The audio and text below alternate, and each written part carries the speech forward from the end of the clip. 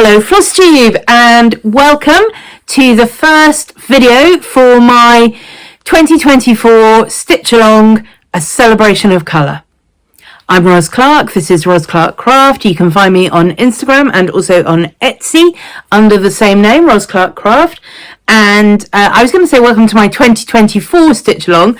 I am starting this on the 31st of December 2023. As I'm recording this, it's the night before. I'm sorry, it is night time.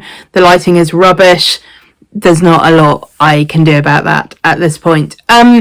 So very excited about the Stitch Along. I'm really thrilled that so many people are interested in joining. So many people have started subscribing to my YouTube channel, and so many people have indicated that they plan to stitch along. If you are stitching along, I would love to see a photo of the palette that you're using, the 12 colours that you've chosen to stitch with. And if you're not sure how to choose those colours, you can go back and check. I will put a link in the description below, the introduction video that I did a month or so ago explaining the 12 colours you'll need and how you can go about choosing them. There are, you can do that any way you like, but you need 12 colours that relate to each other around a colour wheel. That I think on that video, I think I also listed the DMC numbers I was using for the sample that I have stitched. I have chosen a different colorway, and I was going to show you that, and I think, I have got the colors of that I'm going to show you. So the one that I've stitched as the model is in very bright colors. The one that I'm stitching along with everyone is in much more muted colors, and it's entirely up to you. You could choose pastel colors, very dark colors, sort of bright, vivid jewel tone sort of colors, very muted colors, whatever you want, but they need to go around the color wheel, because that's what we're looking at in this stitch, is a celebration of color. So as of today, 31st of December, the first part of the Stitch Along is available. I will put the download link in the description below this video, and you'll also find it in the in my Instagram bio, in the link tree that's available there, and that's where all of the parts of the Stitch Along will be posted. I am going to try and have a little video like this introducing each part, and when I do those, there will be a link to that part directly here from YouTube. I cannot guarantee that the YouTube videos will all go up the same day as the chart, but hopefully they won't be too far behind. And so if you don't have Instagram and you don't want to go and see if you can track it down on Instagram, you will be able to stitch it just from YouTube. So there are going to be 12 sections, one for each of the 12 main colours. You also needed to have a black or possibly a very dark grey, depending on the colours that you've chosen. And as you'll see when you download the first part, the black will get stitched in various sections as we go along, starting with this week. And you'll also see on this first part that there's a lot of yellow being stitched, and the yellow is what we're using, mostly yellow, you'll see, but mostly we're using the yellow as the frame, which we're fitting everything else in, and the black as outline for certain sections, and you'll see that reflected in the first part as well. In the first part of the chart, the frame sort of meanders all over the place, and that's really because I wanted to minimize the amount of difficult counting that there would be. You'll see that the first color is the red purple that you're using. So whatever the red purple is from your color wheel, your color palette, that's what you'll be using for the main part of the stitching. And obviously that's spread out around the whole of the chart. And so I've chosen the parts of the yellow frame and the black to some extent, but mainly the parts of the yellow frame, so that none of the red purple sections are too far away from it, because I fundamentally think it's easier to count stitches than holes. So I would recommend for this first part that you stitch the yellow first, And then maybe the black. I think it matters slightly less whether you do the black second and then the red purple. But I would definitely do the yellow first so that you've got that framework in place, and then it will be easier to place the rest of your counting. If you're someone like me who regularly makes mistakes and leaves them in and just kind of fudges around them, I do need to warn you that won't really work on this chart. I mean, I have had to redo some stitching, and I'm queen of not redoing stitching unless I absolutely have to. I think you do have to on this. So do the counting. I've tried to make it as easy as possible to do the counting, try and get it right first time. What else do you need to know? So that's where to get it, the stitches, the colours we're going to use.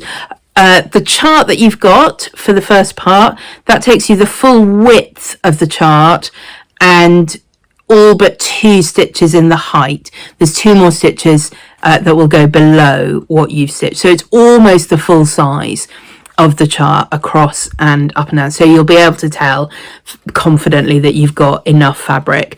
And if you need to restart, you can do it now rather than in part 11.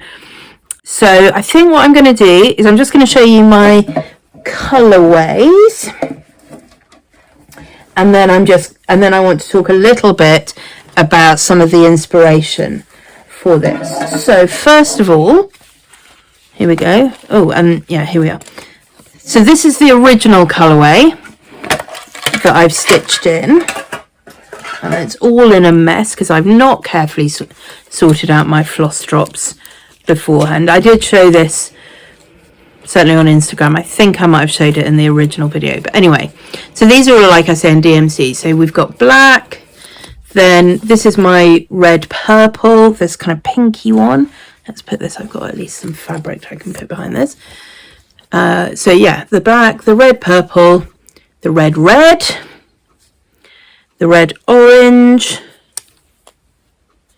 the proper orange, the orange yellow, then the yellow, and you'll see there's a lot less left of the yellow, and that's because we're using it for the frame. I'm stitching mine with 2 strands over 1 on 18 count Aida. If you're using 2 strands, whatever count you're using, I think you definitely want to make sure you've got a full skein. A full skein will work. I haven't got any more yellow to stitch, and I've got some left, so a full skein will work, but a half skein would not be enough. I mean, a skein that's almost full that you've just used 1 or 2 strands from, maybe, but I would really make sure you've got a proper amount of the yellow. If you're only using, obviously, 1 strand on a higher count, you won't necessarily need a full skein, but you still want to make sure you've got a good amount of your yellow. Then my yellow green, my green, my blue green, my blue, my blue purple. Oh no, that's my purple and that's my blue purple in between. So those are my colours. And what I just wanted to show you is that if I just take away all the other colours, the blue, the red and the yellow that I have chosen are more or less, excuse me while I fiddle around with messed up skeins of floss. The red, the yellow and the blue are more or less what you would think of as basic primary reds, yellows and blues. I'm sorry the lighting is so rubbish. But you see what I mean? Those are sort of school child red, yellow and blue. And that is what has set the tone for all of my colours.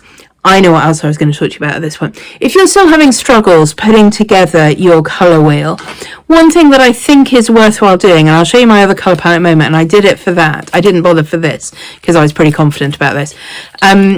If you take a photo and change it to grayscale, for this project and these palettes, you're looking for something that is more or less identical across the whole range of your colours. Not the black, but all your other 12 colours should look very, very similar in the grayscale. They won't be identical. We're not mixing colours, so we don't have an infinite variety of colours. We're picking from pre-made colours. So they won't all be identical, but you're looking for some that are all in a similar kind of field of grey. If you've got one that really stands out as being lighter than the others or darker than the others, try and find an alternative for that one. So you're trying to get them as much as possible in the grayscale. Grayscale is a really useful tool in all kinds of ways for choosing colours. It won't always be that what you're looking for is uniformity in the grayscale. Quite often, actually, what you'll really want is something that is distinct when you put it into the grayscale, that you can tell one is darker than the other. When you're looking for whether a colour is going to be visible on the fabric that you're stitching it on, for example, much harder to tell that just by lying. I mean, you would think it would be easy, but it really isn't, just by lying the floss on top of the fabric. So what you want to do is lie the floss on top of the fabric, take the photo, put it in grayscale, because in order to get good contrast, you need, I should have tidied these up as well. In order to get good contrast, you need, I think, a different colour, you know, the blueness or the greenness or the purpleness or whatever, and a different tone.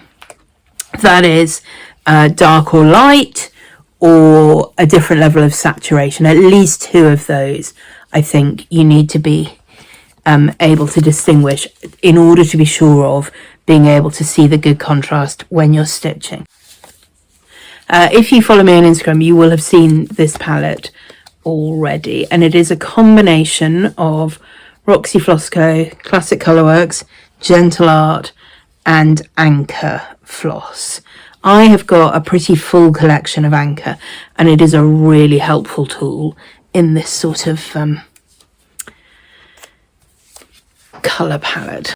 You know, you do not have to have a palette like this. You can have a palette like this, or whatever you choose.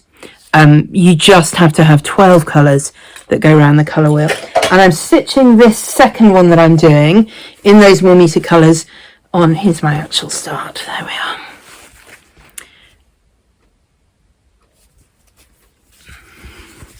On this, which is, I think it's the Flober that you get from Zweigart. Do you see the sort of almost like the oatmeal-y flecked thing, but it's got a much more muted colour to it.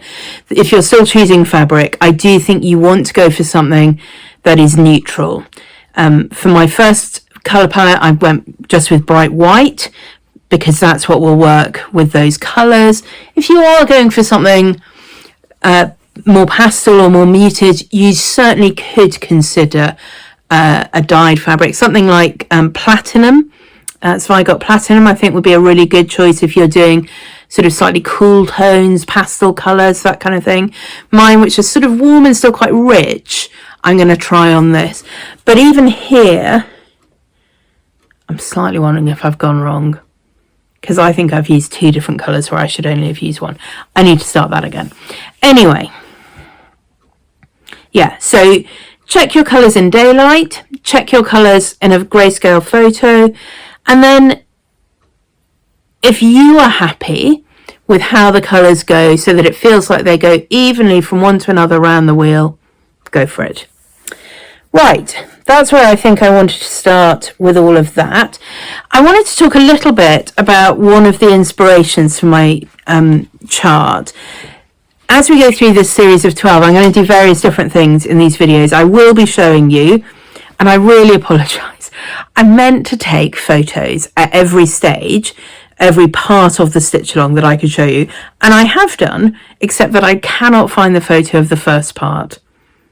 I've got all the parts that I've stitched after that, but I cannot find the first one. So I'm afraid you are stitching blind a little bit. What I will do, actually, is I can generate an image from my charting software, and I will put that here so you can see what it should look like.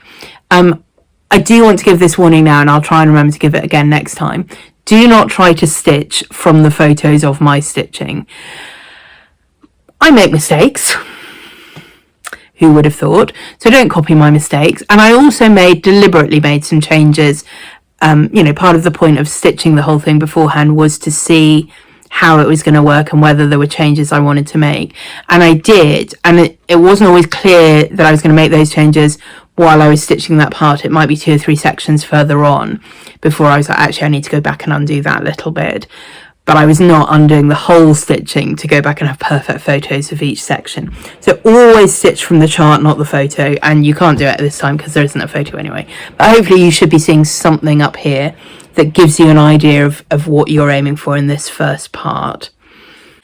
I want to use these 12 little videos, partly so that I can make sure I upload the link for the chart in YouTube each time, but also to talk about some more things to do with colour. I loved how interested everyone was in the colour wheel video that I did introducing the stitch along, and how much people have enjoyed putting their colour palettes together. So I want to do some more talking about colour theory and different ways that we can understand colour and how we understand how colours interact with each other, and all of that will help us as we're stitching and thinking about choices of colours and substitutions of colours and that kind of thing.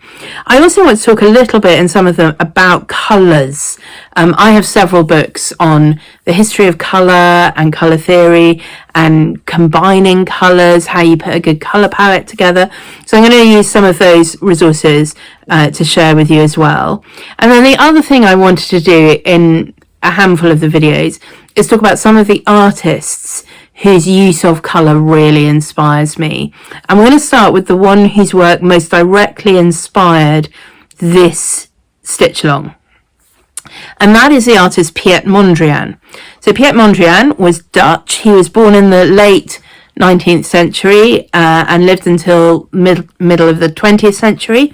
And his work really transitions from sort of late Victorian kind of impressionist sort of work, not really Monet, but maybe someone like Cézanne. His work is a little bit like, it's very, it's landscapes, but it's quite kind of soft landscapes, but very recognizable that that's what they're painting, what he is painting.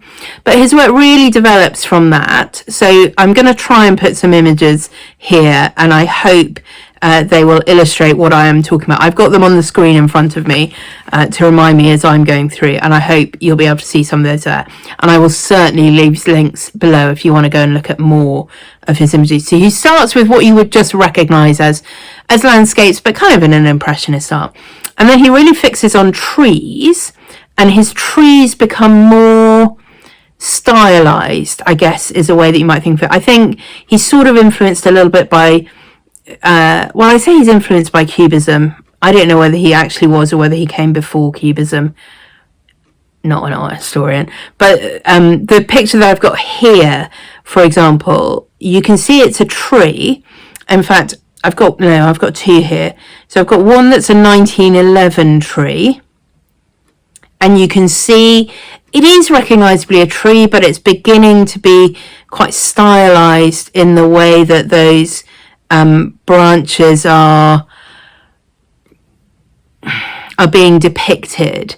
You've never seen a tree that actually looks like that. It's a tree, but you've never seen a tree that actually looks like that. And then this next one that sort of takes that same kind of idea with the tree, but takes it a bit further, and you've got the geometric marks, the horizontal and vertical marks throughout that. None of this at this point is very coloured. His landscapes are more coloured than these that I'm showing you, but nonetheless, not loads.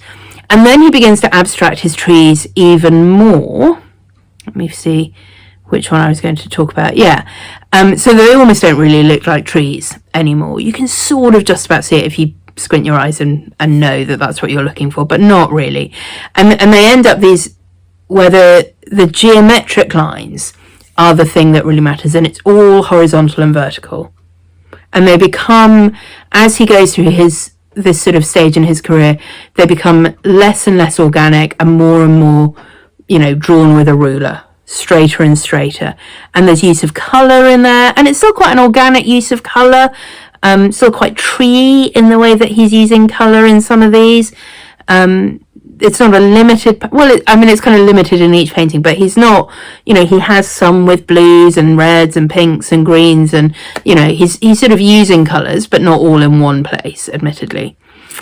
And then his work becomes even more abstract, and he writes some things about why he thinks abstract art is the highest form of art, and figurative art is a waste of everyone's time, and the abstract is really where it's at. And he has this whole sort of philosophy behind it. And so then you get to the kind of painting which is what he's really known for, which is the really pared down in terms of his colour palette to those three primary colours, the red, the blue and the yellow, with black outlines and quite a lot of white. And as soon as you look at these, I mean, what I think of when I look at these straight away is Mary Quant dresses. Mary Quant is taking those ideas from Piet Mondrian, 20 or 30 years later, maybe even a bit more than that, before she translates it into fashion. But his work is very influential in all kinds of design and architecture and fashion and so on.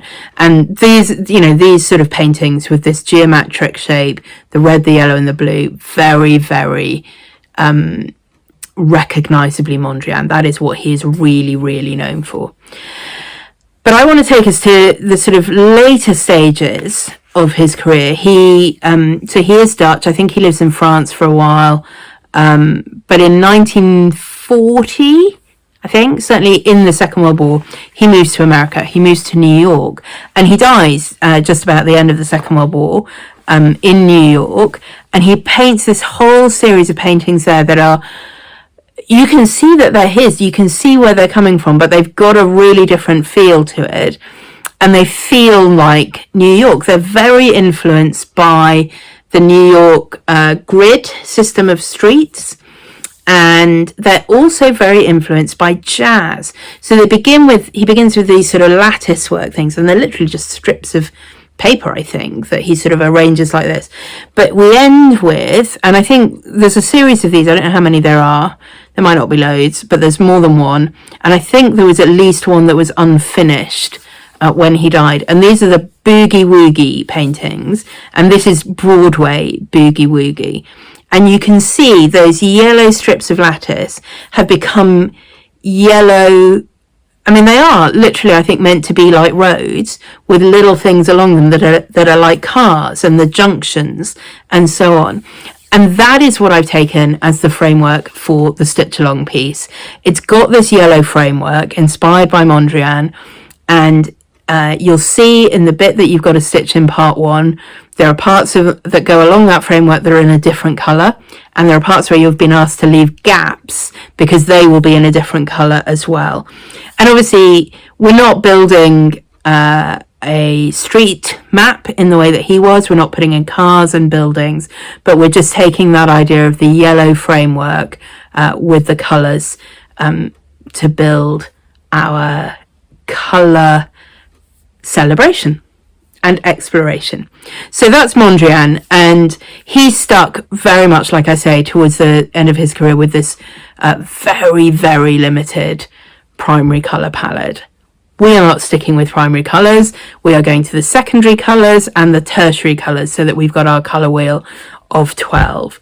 So if you don't know the work of Piet Mondrian, maybe check some of the links in the description below. I went to see an exhibition a number of years ago now at Tate, Liverpool. It was really fascinating because one of the things they had was a sort of reproduction of his own like bedsit with his art studio and where he worked, and they had works from his early career all the way through, showing the development of how he went from very figurative to very, very abstract, and trying to understand what he was doing with that. So it's not, if you just see his later paintings, I just think you look at it and you're just like, okay, that's really basic block colouring in. But it's not. It is more than that. And when you see them in person, they certainly have much more of an impact than that. If you see them little tiny on a screen, yeah, it's hard to get beyond. But I do think he was somebody who was very influential in 20th century and really thought a lot about what he was doing. And he was really trying to pare down. So all his lines, horizontal or vertical, all his colours, primary, all his tones are the same. The only variation is that he'll sometimes use a grey. So there's one black, one white, one grey, one red, one blue, one yellow. And yet he manages to create so much vitality and life in his art. So that's what I have to say about this. The next section of your stitching will come out in 2 weeks. This is the first 2 or 3. So this first part I don't think is quite the largest amount of stitches, but more or less. The first 2 or 3 are all the similar sort of amount. And then as we've got more and more of the framework filled in, the stitch count becomes a lot lower with each colour going forward. So I hope you enjoyed stitching part 1. Do share it. Do use the celebration of colour SAL hashtag. And I look forward to seeing how you get on with it. See you next time.